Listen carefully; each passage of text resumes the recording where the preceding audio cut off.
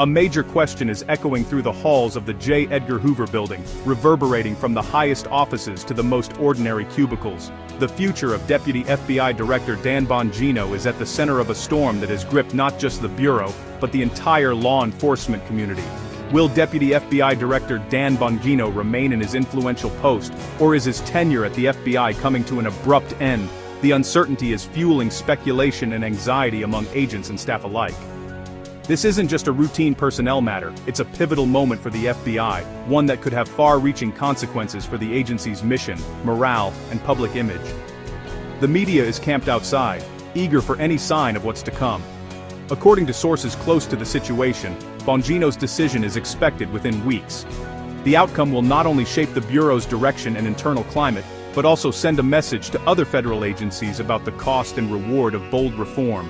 Bongino, alongside Director Kash Patel, was brought in with a mandate to overhaul the FBI. Together, they promised sweeping reforms to an institution many believed had lost its way, vowing to restore integrity, transparency, and effectiveness.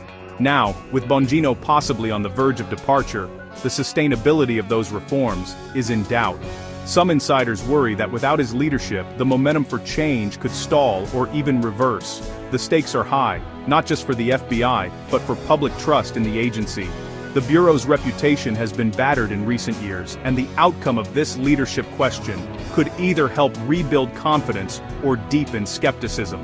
Bongino is a polarizing figure, hailed by supporters as a much-needed disruptor willing to challenge the status quo, yet criticized by others as a divisive force whose methods have alienated longtime staff and outside observers. His next move is being watched closely across the political spectrum, from lawmakers on Capitol Hill to ordinary Americans, following the story on nightly news broadcasts. The decision could have ripple effects far beyond the FBI.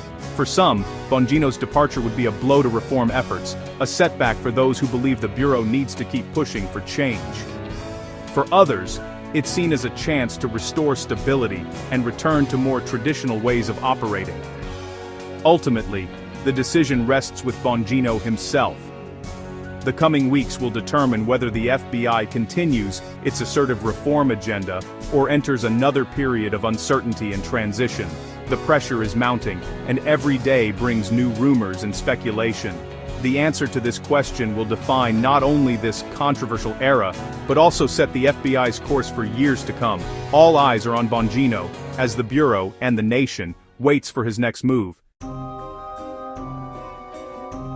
To understand the current turmoil shaking the FBI and the nation, you need to know Dan Bongino, a man whose journey from the streets of New York to the highest levels of federal law enforcement has made him one of the most talked-about figures in American politics today. Bongino's story begins as an NYPD officer in the late 1990s, where he cut his teeth dealing with the gritty realities of city crime. Those early years gave him a first-hand look at the challenges facing law enforcement on the ground, shaping his tough, no-nonsense approach to policing and public safety. In 1999, Bongino joined the Secret Service, quickly rising through the ranks to serve on the elite Presidential Protection Division. He protected Presidents George W. Bush and Barack Obama, witnessing the inner workings of power and developing a reputation for being fiercely loyal, outspoken, and unafraid to challenge the status quo. After more than a decade in the Secret Service, Bongino left in 2011 to pursue a new path. He ran for office, became a best-selling author, and emerged as a prominent conservative media personality, known for his fiery commentary and willingness to take on controversial topics. So, when he was appointed FBI Deputy Director in 2025, the news sent shockwaves through Washington. Bongino was an outsider, never a career FBI agent, but someone with a reputation for shaking things up and refusing to play by the old rules.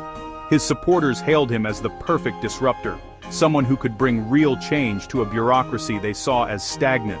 But critics worried that his deep political ties and outspoken views would threaten the FBI's cherished impartiality and independence.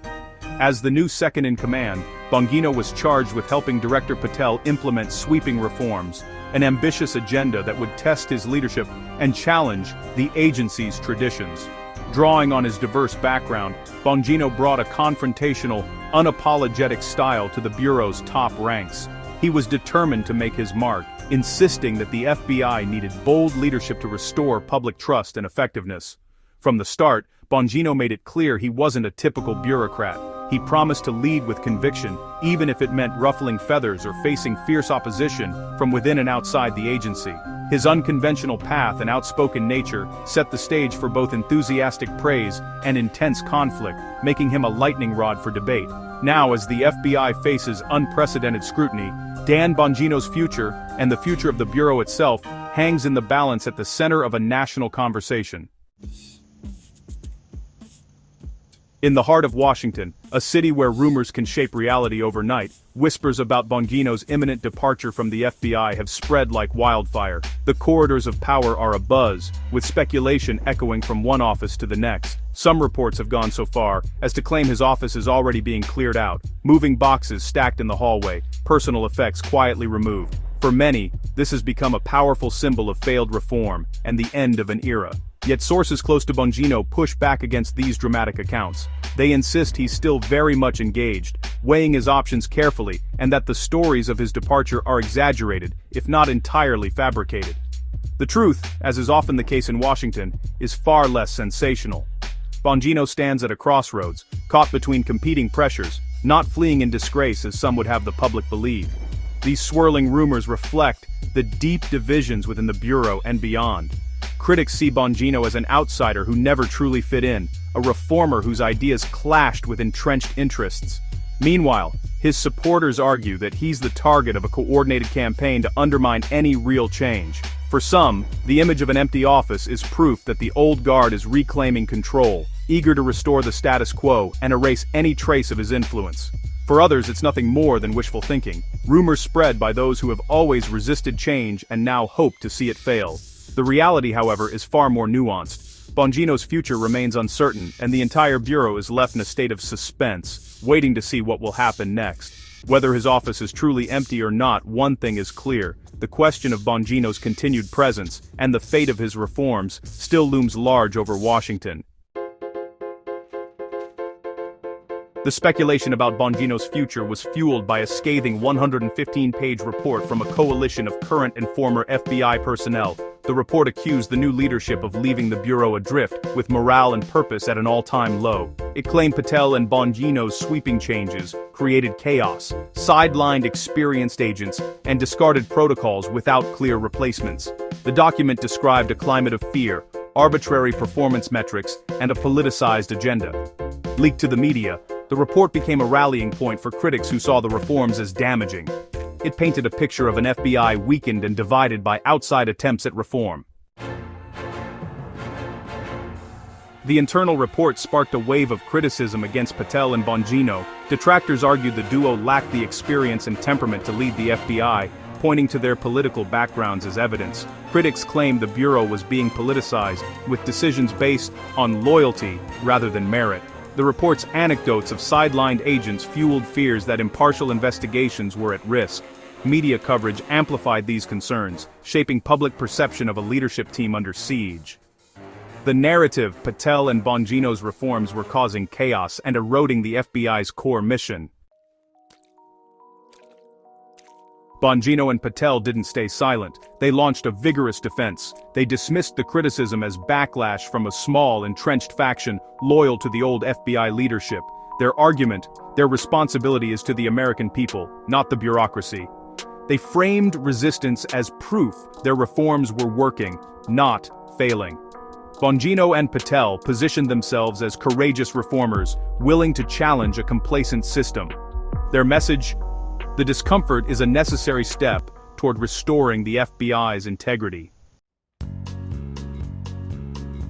At the heart of Bongino and Patel's defense is their claim to have restored a mission-first culture at the FBI. They point to measurable results, tighter accountability, tougher standards, billions saved, and major operational successes.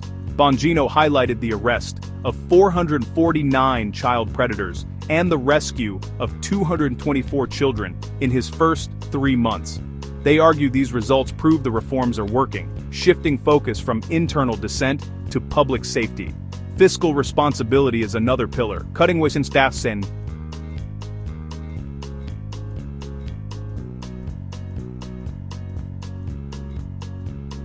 streamlining operations. Their goal: rebuild public trust through fundamental structural change.